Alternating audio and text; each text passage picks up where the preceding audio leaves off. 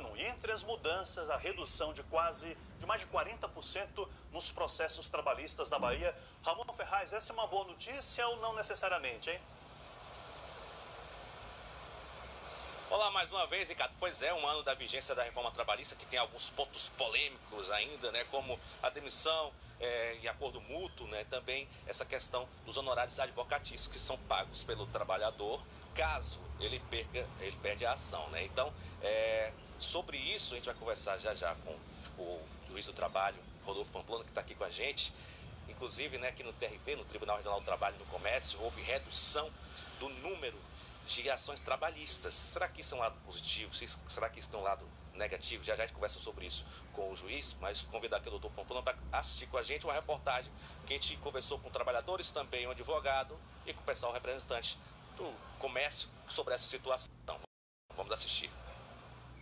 Luan foi até o Tribunal Regional do Trabalho ser testemunha de uma colega que processou uma empresa. Teve uma demissão de forma arbitrária, né? Eu também tive uma demissão assim.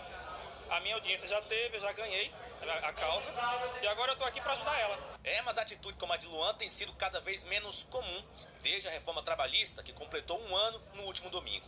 Com ela em vigor, o número de ações trabalhistas caiu muito.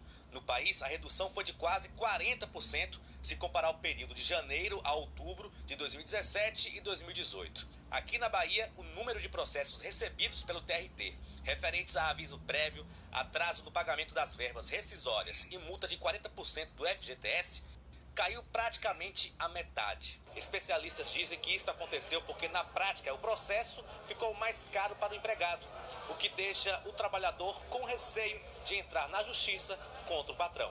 É que antes da reforma, a lei não previa que o trabalhador tivesse que pagar os honorários do advogado da empresa caso perdesse a ação. Também não tinha custas por faltar nas audiências, nem multa por possível má-fé. Agora, o trabalhador que perder a ação ou faltar a audiências tem de pagar o valor do advogado da empresa e custas do processo. E se o juiz entender que ele agiu de má-fé, ainda tem multa e pagamento de indenização. Para esse diretor da Associação Baiana de Advogados Trabalhistas, essa regra intimida o trabalhador a não correr atrás dos seus direitos. Isso criou um clima todo de terror entre os empregados que agora estão em medo de procurar justiça, porque mesmo tendo direito, ele pode vir a ser condenado em custas e honorários de sucumbência. Não é o que pensa o presidente da Federação do Comércio de Bens, Serviços e Turismo do Estado da Bahia.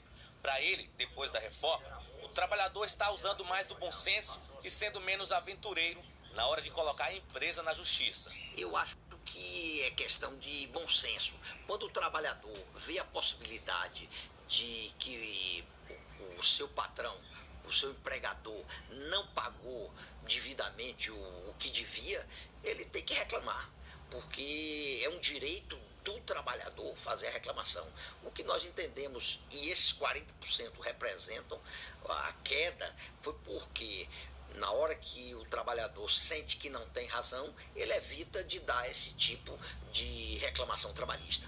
Desde a sua criação em 1943, a legislação trabalhista já sofreu uma série de adaptações. Nessa última reforma, foram 54 artigos alterados, 9 revogados e 43 criados, o que modificou cerca de 10% da legislação.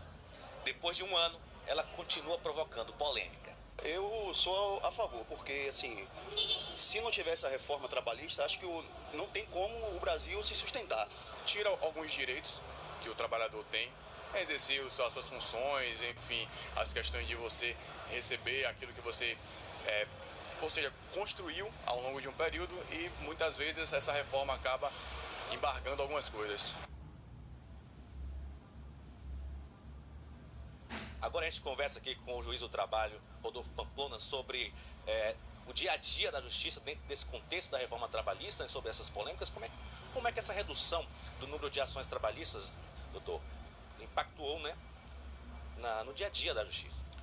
Toda mudança tem aspectos positivos e negativos. E aí preciso que a gente acorde para a realidade que mudou.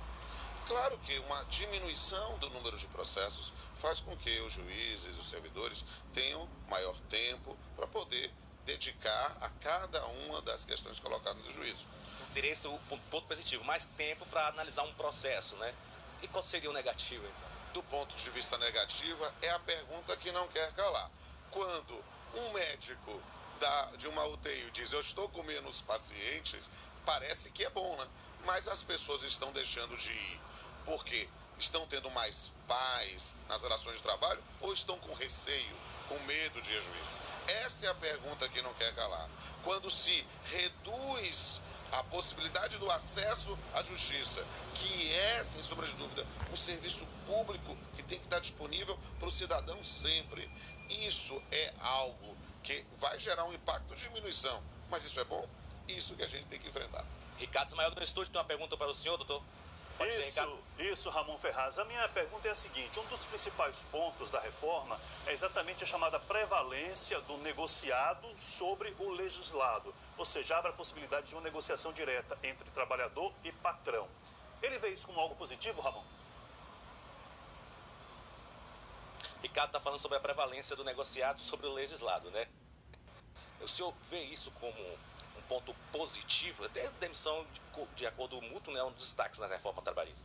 Um abraço para Ricardo, um abraço para Taíque. Olha, Ricardo, falar sobre a prevalência do negociado sobre o legislado é falar em várias frentes. A questão especificamente dos acordos coletivos e das convenções coletivas, quando se modifica a proteção que se acostumou a ter na relação de emprego em função de uma negociação. Isso, quando é feito pelo sindicato, nos acordos coletivos, é algo que deve ser sempre prestigiado. Quando a gente fala, porém, de acordos individuais, né, quando alguém diz, olha, nós agora queremos fazer um acordo, há dois outros pontos a ser tratados. Quando a gente pensa nesse acordo individual que modifica as condições de trabalho, houve aí uma criação de uma figura diferenciada, que é o chamado trabalhador hipersuficiente, aquele que ganha acima do dobro do teto do salário, do benefício de previdência social, e aí esse pode negociar direto. Esse, no final das coisas, está dizendo que parece que é um trabalhador que deve ter menos proteção por ter um patamar salarial diferenciado. O que é complicado, Ricardo, é a discussão, por exemplo, da extinção por um distrato, a extinção por comum acordo. Porque se realmente as duas partes, empregado e empregador, querem extinguir a relação e fazer de comum acordo, ótimo, é uma nova modalidade de extinção. Olhar por esse lado é algo que vale a pena.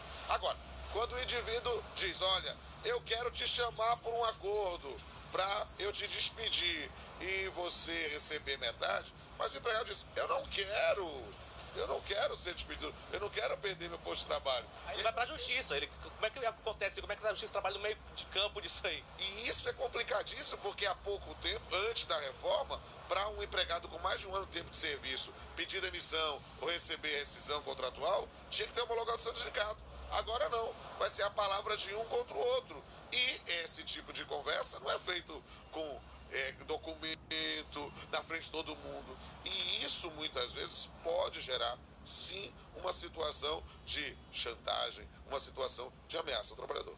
Doutor Rodolfo Pamplona, muito obrigado pelas informações. Estão lembrando, ficar no palavra contra palavra do empregador com o patrão, né? Então é bom. Importante fazer prova. Fazer prova, testemunhas, provas documentais para entrar a ação com a justiça. Se perder, aí o trabalhador vai ter que pagar as custas, honorários, aí pode ficar muito pesado. Voltamos com você, Ricardo. Obrigado, Ramon Ferraz, e também ao doutor Rodolfo Pamplona. Bom dia, é isso aí. A reforma está em plena vigência, 1 ano já, mas alguns pontos ainda geram muita discussão.